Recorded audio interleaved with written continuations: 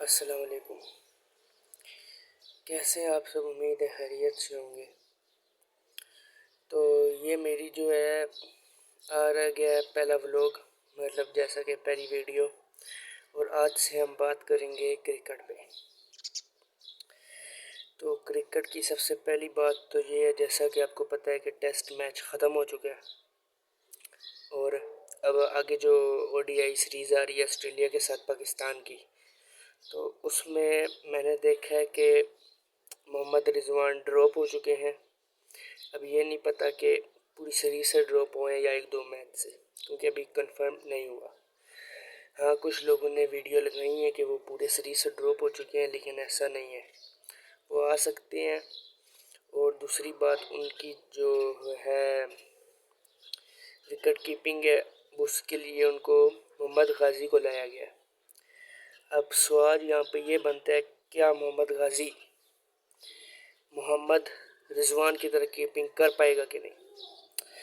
तो देखो, कीपर जो भी हो कीपिंग तो कर ही लेता है, लेकिन यहाँ पे फ़र्क आएगा बैटिंग का। वो बैटिंग का फ़र्क इस तरह आएगा कि मोहम्मद रिजवान ने ओडीआई मैचेस खेले हैं, लेकिन उसमें से आपने अगर नोट किया हो तो साउथ अफ्रीका के साथ उसने खेला था ओडीआई सीरीज़, जिसमें से उसने 2 मैच सीरीज़ जितवाई थी। ठीक है।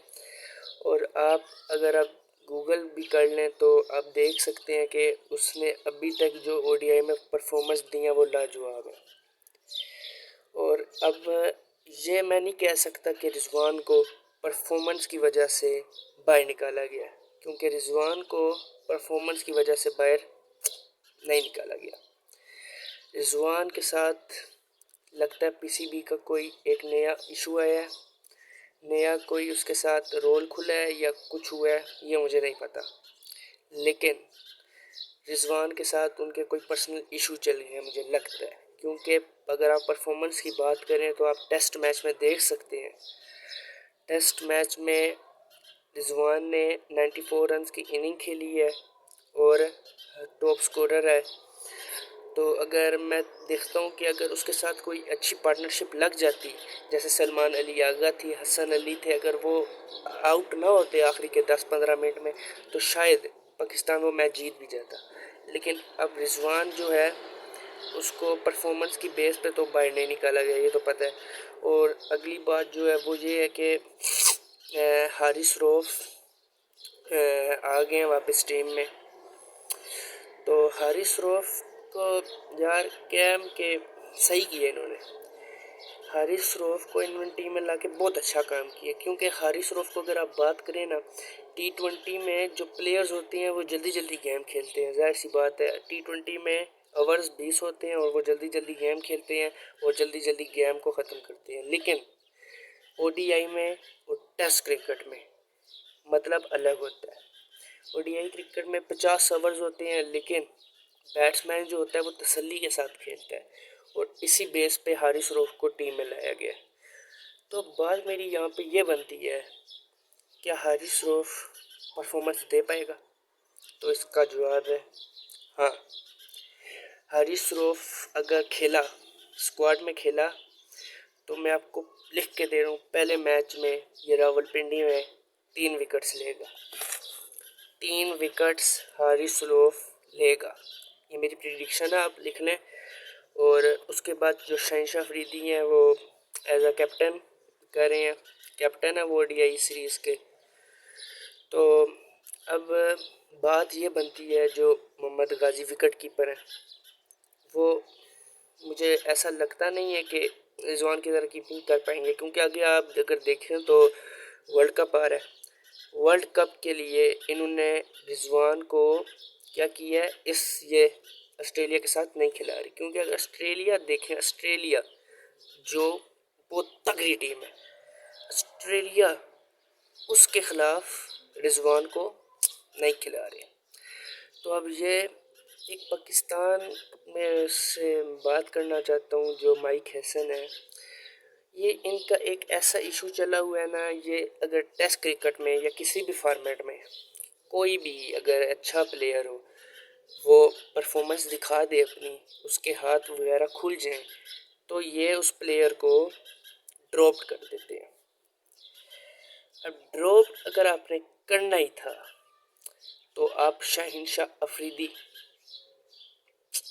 मैं ये नहीं कह रहा उसकी परफॉर्मेंस अच्छी नहीं है, परफॉर्मेंस अच्छी है उसकी, लेकिन अभी जो उसका मतलब निकला है वो क्रम्स पड़ते हैं उसे, मतलब उसकी जो लेग का मसला है वो मैं कहता हूँ वो ट्रेनिंग लेके थोड़ा बहुत सेट हो जाए। और दूसरी बात करते हैं बाबर आजम के ऊपर।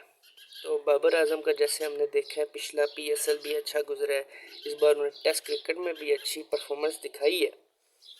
तो बाबर आजम की जो जगह है वो बनती है, ओडीआई में बनती है, मतलब टेस्ट क्रिकेट में भी बनती है, टी20 में जो है वो बाबर अंकल को, बाबर आजम को देख के खेलना होगा, थोड़ी स्पीड ठीक करनी होगी, क्योंकि बाबर ज़्यादा मतलब रिकॉर्ड्स बन चुके हैं उसके, तो रिकॉर्ड बनने के साथ साथ अब उसे चाहिए वो ज़्यादा रिकॉर्ड बनाए। और दूसरी बात ये जो सलमान अली आगा की है, वो हम देख रहे हैं कि बात काफ़ी दिन से टिकटॉक पे बात चली हुई है कि सलमान अली आगा बन चुके हैं टेस्ट क्रिकेट के कप्तान।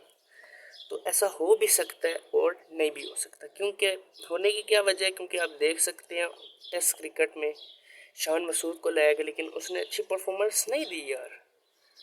हाँ शायद क्या पता उसकी लक ना चली हो, मतलब वो कितने टाइम से रहे कप्तान लेकिन परफॉर्मेंस अच्छी नहीं है। तो उसका भी दुआ करो कि वो जल्दी से रिकवर करे सारा कुछ। और ज़्यादा दुख जो बात का है मुझे वो है मोहम्मद रिजवान।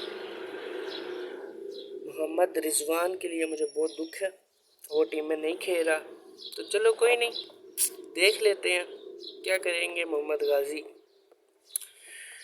गाजी की विकेट कीपिंग देखेंगे, देख लेंगे, लेकिन एक मेरी प्रिडिक्शन ये भी लिख लें आप कि मोहम्मद गाजी की कीपिंग मोहम्मद रिजवान से अच्छी नहीं होगी, क्योंकि मोहम्मद रिजवान जब से कीपिंग कर रहे हैं ना तब से मैं आपको कह देता हूँ, अगर आप इस बंदे को नया लाए तो ले ना लेके इसकी परफॉर्मेंस देखें आप।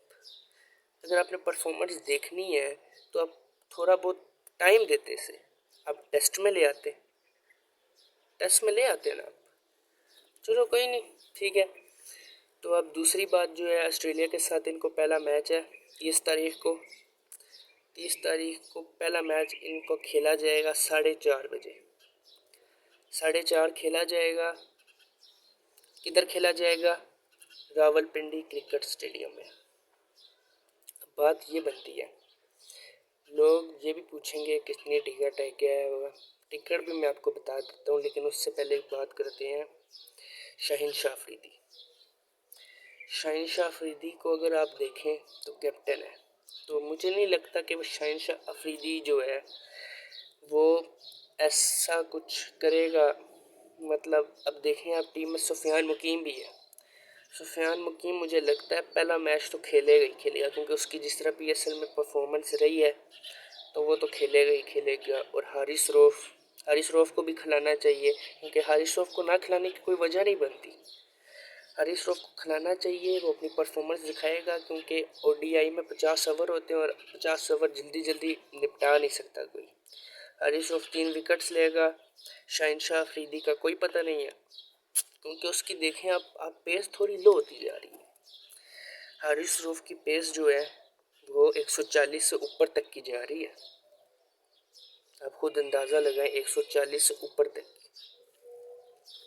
तो 140 से ऊपर तक की पेस में एज भी निकल सकता है, हर कुछ हो सकता है, लेकिन जो 130 से नीचे की बॉलिंग कर रहे हैं, 120, 125, 122, ये जो बॉलिंग है ना, इसमें बैटर मतलब शॉट मार सकता है आसानी से, पेस में भी मार सकता है, लेकिन अगेंस्ट कौन है? ऑस्ट्रेलिया। ऑस्ट्रेलिया खेल रही है, तो एक बैड न्यूज़ ऑस्ट्रेलिया के लिए भी है, वो ये है कि जैसे आप देख सकते हैं डेविड वार्नर, मिचेल स्टार्क ये टीम में नहीं है, क्योंकि आप जानते हैं कि आईपीएल हो रहा है और आईपीएल में वहाँ पे प्लेऑफ्स की तैयारी चल रही है, तो मिचेल स्टार्क और डेविड वार्नर नहीं आ सकते। तो एक ये पाकिस्तान के लिए अच्छी बात है, बुरी बात नहीं है, अच्छी बात है। और बात आती है अब टिकट पर। टिकट कितने की है? 200 वाली भी है, 300 वाली, 200 से 1500 तक आप जितने मर्जी की करा लें, वो आपकी अपनी मर्जी है। मैच स्टार्ट होगा 4:30 बजे।